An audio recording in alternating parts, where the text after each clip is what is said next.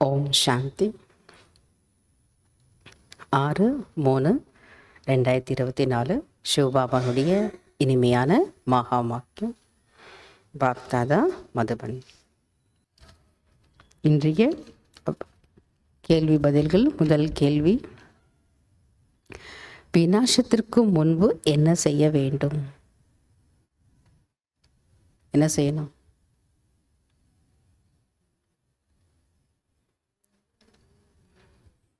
விநாசத்திற்கு முன்பு அனைவருக்கும் தந்தையின் செய்தியை கொடுக்க வேண்டும். 2வது, மிக மிக எச்சரிக்கையோடு எதில் இருக்க வேண்டும்?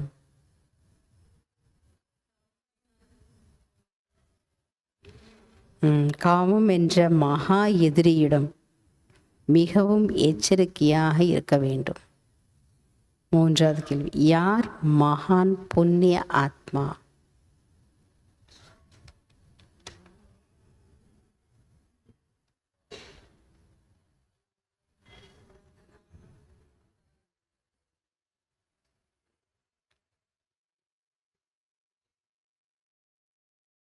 பாபா சொல்றாரு, ஞான அமிர்தத்தின் மூலம் தாகத்தில் துடிதுடித்து கொண்டிருக்கும்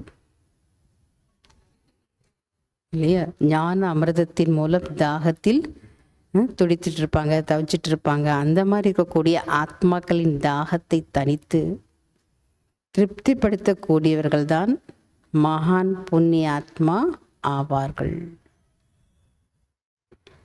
4வது, தந்தையின் உதவி எப்போது கிடைத்து கொண்டே இருக்கும்?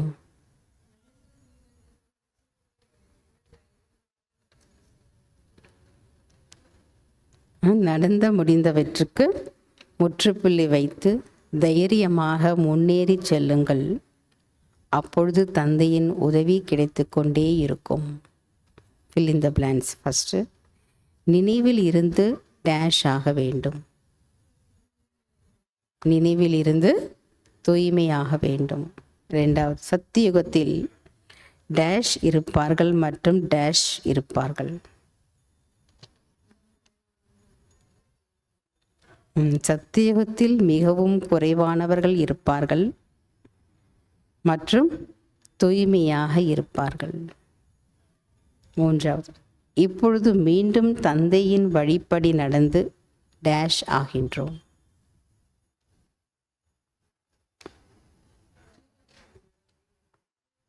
இந்த வழிப்படினா ஸ்ரீமத் தான். இப்பொழுது மீண்டும் தந்தையின் வழிப்படி நடந்து எஜமானர் ஆகின்றோம். 4வது, பகவானின் குழந்தைகள் டேஷ் ஆவார்கள்.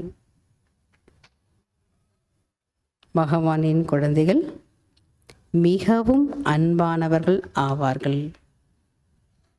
5வது, தந்தைக்கு ஒரு பொழுதும் குழந்தைகளின் டேஷ் சகித்து கொள்ள முடிவதில்லை.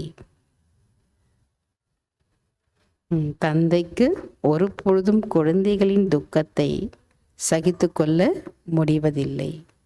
அச்சா. ஓம் சாந்தி. தேங்க்யூ பாபா. நல்ல ஹோம்ஒர்க் நினைவிருக்கா? இன்னைக்கு பட்டிக்கான பாயிண்ட் என்ன?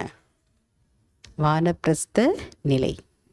அடிக்கடி நம்ம சப்தத்தை, இந்த சப்தமான உலகத்தை கடந்து அமைதியான வீட்டுக்கு போகணும் இல்லையா? மனசும் அமைதியாயிடும்.